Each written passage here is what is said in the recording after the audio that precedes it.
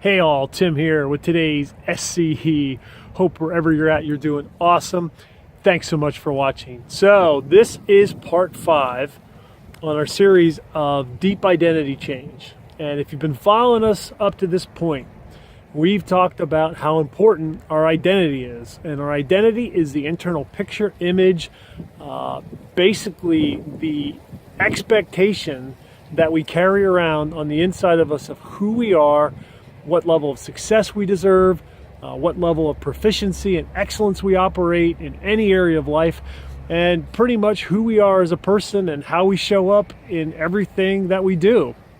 And we talked about the fact that that identity drives us, and we live through that identity. And on a consistent basis, we are going to show up in a way that is consistent with that internal identity or that internal image or that internal picture. And then we talked about the fact and ask ourselves the question of, well, why do we try to achieve more, do more, and become more and find it so difficult that initially we get a ton of momentum, a ton of energy, a ton of forward movement, but we just can't seem to sustain it for the long haul? And the reason for that is because there's a discrepancy between the way we see ourselves and the us that we're trying to become.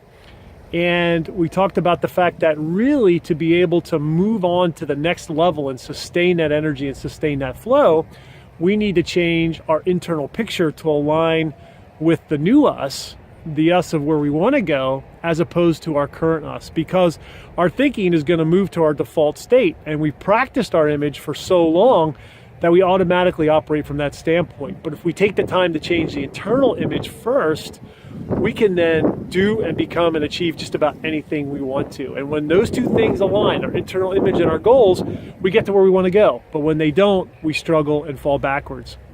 And we looked at the fact that the internal script that we play over and over again becomes our story. It becomes our image. And that through time and repetition, we practiced it, and that we are where we are because of that script.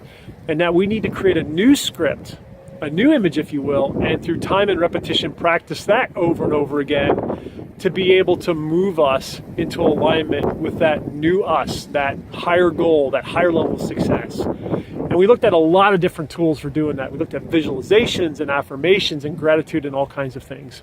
And hopefully you've picked out some of those and have begun to practice them. Well, I got a lot of questions asking me about my personal routine and how I use these tools. So I want to spend a little bit of time of talking about what I do and what I found to be so successful. Now, what I'm going to frame for you, you don't need to do what I do to be successful. You can do a much more simplistic version, a much easier version, one that takes a lot less time, and it will be effective. When I started this, when I started practicing a morning routine, the reason why I started practicing it is I used to just basically get up and do a short devotion every day and hope that the day went out okay. But as I started to learn and grow and became aware of the power of intention, and by applying these tools with intention to get to where you want to go, I found that results started showing up, and started showing up big time. The things that I applied these tools to manifested. And they came to pass, and they came to pass more and more. And as I began to study it and enhance it, I got better and better at it and more effective at it, to the point where it's become a practice that I say without any hesitation, it's the most critical thing that I do to get to where I want to go. And I am the result of this more than anything else on earth. So my routine doesn't need to be your routine. The importance is that you find a routine and you practice it. Now, for me, the best time to practice my routine is early in the morning, right when I get up. And the reason for that is because I'm fresh, I'm fully revived, I've got the whole day ahead of me, and I also find there's a lot less noise going on. And when I say noise, I don't mean just necessarily distractions, but there is a psychological tone that the day takes on, and there's energy that people emit.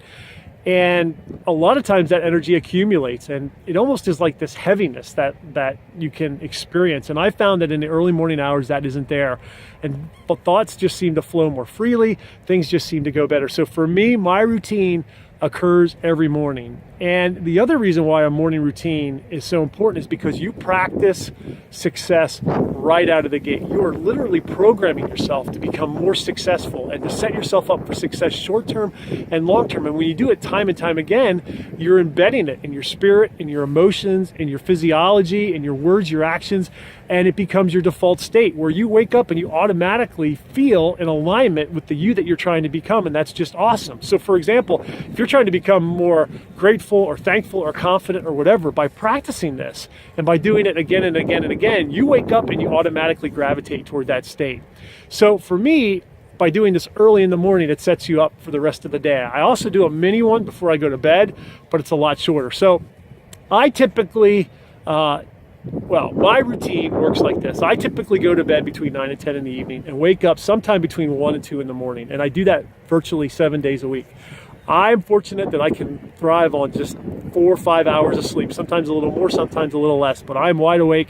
So for me, 2 o'clock in the morning, I'm at it. Now, immediately when I open my eyes, obviously the first thing you do, you're hitting the bathroom, brushing your teeth, etc. Go downstairs, get coffee, get the protein shake, take the vitamins and all that. But then I sit down on a big old ottoman easy chair and I immediately start to rehearse out loud things that I was grateful for that occurred the previous day. And I go through a long list of thanks and gratitude over the awesome things that occurred to me in the previous day. And that for me takes about 10 to 15 minutes.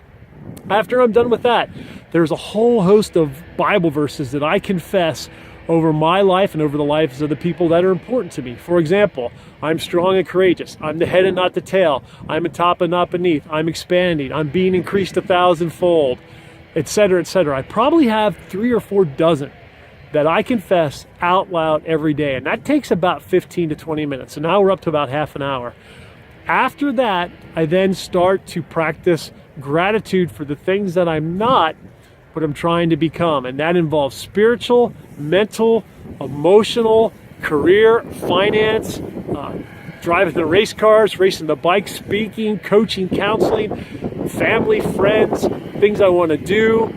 All kinds of things are embedded in that. So if you were to list all the things that you want to do and achieve over the course of your life, I practice gratitude for those things as if they've already happened. For example, I'm grateful that I'm one of the best speakers in the world.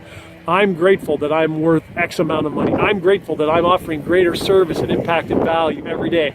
I'm grateful that I've become one of the best race car drivers in the world, one of the best that I can be. I'm grateful that I've mastered Krav Maga. And I'm not at those places yet, but by practicing gratitude for those on a continual basis, I'm literally programming myself to rise to that standard, to rise to that level. So that takes another good chunk of time. Then I jump into prayer. I start to pray for myself. I start to pray for people who are important to me, for concerns that have been raised, for family, for friends, for our country, for all sorts of things. And that takes about another 10 or 15 minutes. By the time I'm done with that, I'm ready to move into my visualizations. And my visualizations take on a couple forms. The first thing I do is I practice the day ahead and I visualize it as being the perfect day. So whatever I've got lined up, meetings, I visualize them as going perfect. Workouts, I'm performing better than my max. Any type of dinners that I have or social engagements, that they're better than expected. And I literally practice them in my mind. I go through it pretty quickly, about 5 to 10 minutes, but I visually rehearse the day and mentally formulate it as if it was to go perfectly. I then move into future state visualizations, things that I want to be. So I see myself driving that race car perfectly, racing my bike perfectly, speaking to arenas and houses packed with people, earning a certain amount of money and getting the report from the bank that this is what I'm worth, or drilling wells in Africa to help generate water for people who need it, or feeding hungry kids in the United States, or whatever the case is. I've got an entire list of things that I visualize as seen as being real now. And that just gets pulled from my gratitude list. So what I'm doing is I'm taking that gratitude list and I'm now seeing it. But I'm going beyond seeing it. I'm experiencing the feelings and the emotions that are attached to it. And it's super important that whenever you're trying to get to a goal from a visualization standpoint, that you take the time to embed the emotions that are involved, because it's the emotions that give it life. So if I'm on that stage speaking to 20,000 people, what does that feel like? If I'm in the race car winning that race, what does that feel like? If I'm on a dinner with people that are important to me, what does it feel like to engage in? What does it feel like to be accepted? What does it feel like to add value? What does it feel like when I get that bank statement? What does it feel like when I see those thirsty kids get water, those hungry kids get food? So you're actually living those experiences through your visualization. And that I found takes about 20 minutes or so, because I really try to sink a lot of time and energy into that. Another type of visualization I use is what's called the imaginary counselors. And this comes out of Napoleon Hill's work. We haven't talked much about this maybe I'll do a clip on this, but the imaginary counselor exercise is you pretend that you're having conversations with famous people about issues that are important to you and getting their advice. So for example, if you want to become a better leader, you imagine yourself having an imaginary conversation with Abraham Lincoln and hear yourself having him respond. What would he say? What would he do? And you can get entire tables full of, imagine a conference table. You can get people from all walks of life, any time period, anyone you want to show up, and you can dialogue problems with them. And Napoleon Hill did this in his epic work, Think and Grow Rich. And I would encourage you to read that chapter, but you can sit down with Lincoln and with Churchill and with Eisenhower or with George Washington or whoever it is for whatever topic, and have conversations with these folks in the confines of your mind, and you would be amazed at the wisdom and the insight that can come your way. So that's another part of the visualization that I do. I think that might be worth its own shoot, and we'll get to that later. So once I'm done with that, then I educate myself. And the way I educate myself is I jump into YouTube and I dedicate about half an hour to educating myself into things that are important to me. So I've got a whole bunch of speakers that I follow. I try to take half an hour and get 6 to 8 3 to 4 minute clips that I watch during that time frame. So I'll watch people like Tony Robbins, like Eric Thomas, like Dan Pena. On the faith side, Joel Osteen, Kenneth Copeland, T.D. Jakes. On the finance side, Ray Dalio, Warren Buffett, somebody who, the guy who Jack Bogle, the guy who started Vanguard. To try to increase my financial knowledge, I will watch Ross Bentley, a guy who's a race car driving coach. I will jump into Mark Divine, the guy who runs SealFit, and I try to get a bunch of real short video clips that just give me one idea where I'm using them to develop and grow. And that can take me anywhere from 2 to maybe 4 hours. On the weekends, I can put 4 hours into this morning ritual. Then when I'm done with that, I grab another protein shake, and then I'll hit the gym. And I'll hit about an hour and a half of cardio. I'll do weights and abs, etc.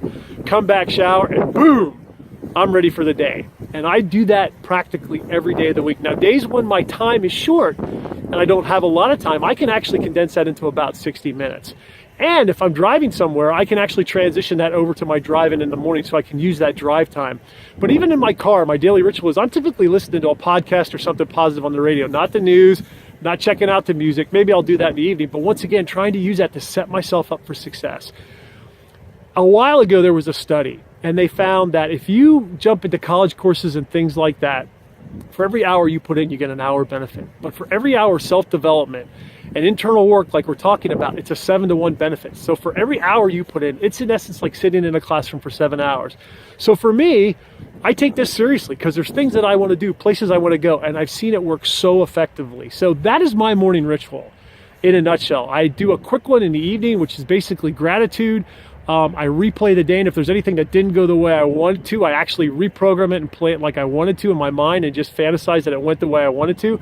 And then I drift off to sleep in the feeling of whatever goal I'm trying to accomplish. So I see myself up there on that stage speaking to 20,000, 30,000, 50,000 people and experience that feeling and drift off to sleep. And the reason why that's important is because whatever's in your mind right before you go to bed is what you tend to germinate on all night long. So if you got a fitness goal or professional goal or relation goal, get in the feeling as if you had that now and allow yourself to fall off to sleep. So that's my evening ritual. So I got the morning ritual. Sometimes they last only an hour. Sometimes they go as long as 4. I got the evening ritual. But what I found is that has been the single most powerful thing to get me to where I want to go. And more than anything, it has changed my identity and helped me to shape myself into who I am and is continuing to shape myself into the person I want to become. So I know this one was long. There's a ton there. If you got questions, shoot them my way. But I hope you found this helpful. Once again, you don't need to do what I do, but I would encourage you, even if it's only 5 minutes or 10 minutes, start somewhere and practice a morning ritual. Get your mind, your emotions, your spirit engaged, because when you do, you've already won before the day has started. You hit the day with positive momentum, with optimism, with excitement, with enthusiasm, and it makes a difference. And it literally will propel you to where you want to go. Maybe not overnight. Sometimes the things come instantly. But I found when you apply this to anything, usually within 12 to 18 months, what you're looking for shows up. It's the single most powerful thing I do. So that's my morning ritual. I change it as I see fit, but I would encourage you to adopt what works for you. Start with 5 or 10 or 15 minutes because you are worth it. Isn't 15 minutes a day worth the you that you're trying to become. Because if you do this, it will work. And just about all the world's most successful people spend time doing some form of this in one way or another. And it's no accident, no coincidence that they're where they are, because they know the tools to get them there. So this is Tim from the LV. Thanks for watching for this entire time. I hope you found this helpful. I would love to hear your stories on your morning rituals and how it's helped you, or things that you're doing now. Once again, if you got any questions, give me a holler. So deep identity change, hitting that morning ritual day after day after day, and little by little, you will become the you you're trying to be, and everything that you're after is yours for the taking. Have an awesome day. Thanks for watching. I'll talk to you soon.